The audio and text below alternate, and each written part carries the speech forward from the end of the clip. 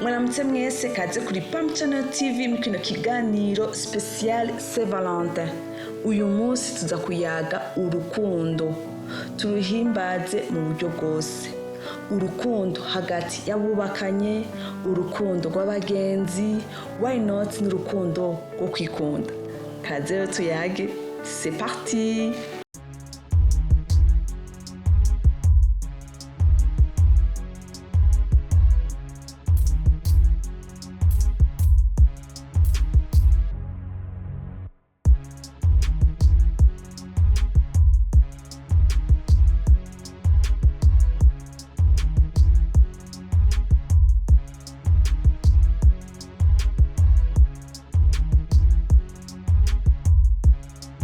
Urukundo ni iki kuri wewe? Kuko urukundo gusa suga kuvuga ngo nugwa babiri, kuko hari urukundo rw'ubugenzi n'urukundo nyene uvuga ati uyu nuwanje nzoraba ingene nzoshika iwabo ndamutware kubera ari umukunzi. Urukundo ni iki? Reka burya inkundo ni nyinshi, kora nk'ubu Imana idusaba ngo dukundane, mugabo urwo rukundo sigo turiko turakundana muri iki gihe. Ivyo nca ndabisigura kuko je ndagukunda hari ico ndakuronderako. Nubuhe bwoko bw'ishugwe bukunda gutangwa cane kuri no munsi mukuru wa Saint Valentin? Bon, ako gashugwe ndagatahura kuko iyo ikintu cyakunezereje ari ikintu ciza, no umuntu yakoze ikintu ciza ashaka kumushimira umuha gashugwe, canke ari umunsi we mukuru ashaka kumuyishugwe nka sinye yo kwerekana yuko wishimye, uryohewe n'ivyo karakora. Rero no kuri Saint Valentin gutanga ishugwe ni ibintu vyiza cyane, je ndabitahura cyane gose kuko ishugwe ni sinye y'urukundo y'umunezero. Mbere ishugwe rikunze gutanga kuri Saint Valentin ku mukunzi wawe ni umutima. Hama ica kabiri bivanye n'ingene mukundana kandi muhuza, ukabona ati umuntu ankundiye iki nanjye ndamukundiye iki, kugura agashugwe kakamushira no kumugurira iyo fana kuwo munsi mukuru ni vyiza. Nagashugwe kaba kagize gacafye ku rukundo. Kaya gashugwe ni nk'icibutso kibibutsa cyagiye bayaga y'amagambo y'urukundo, canke wa mwanya bagiraniye w'ivyishimo n'urukundo.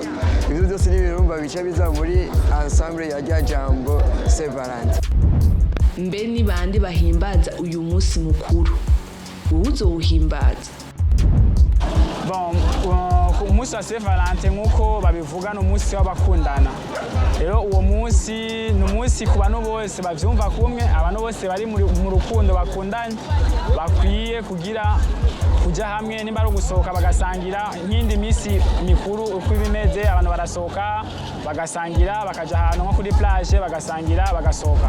Ku bwanje abantu bose bari en couple, umuhungu n'umukobwa, umugabo n'umugore, bose bafite droit yo guhimbaza umunsi mukuru w'abakundana kuko bose n'abantu kandi bose babakundana.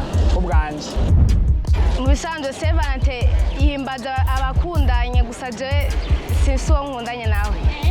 Nk'abajene bangana na jewe cono bahanura cono vuga ko nyamba dufate donc ari nk'umunyeshuri, uzi ko uri umunyeshuri mu rugero nka jewe, uri umujene ungana nka jewe, ibintu by'urukundo urashobora kubanza ukabishira pembeni, kwanza ukabanza ukiga ukiyegeza imbere wowe ubwawe, kubera biratangaje uri umwana w'umuhungu ukigaburirwa na mama wawe, ucambikwa na mama wawe, ugaca winjira mu bintu by'urukundo, ugaca usanga uri kuta mu ngorane urya mukobwa wahaye urukundo nawe ataco wifashamo.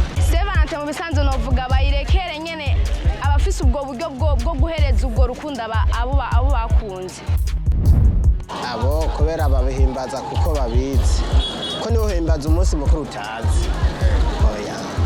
Oya nukuri kiretse nk'ubageze nk'uwo nkunda akajambwa ati umunsi mubona akari umunsi mukuru.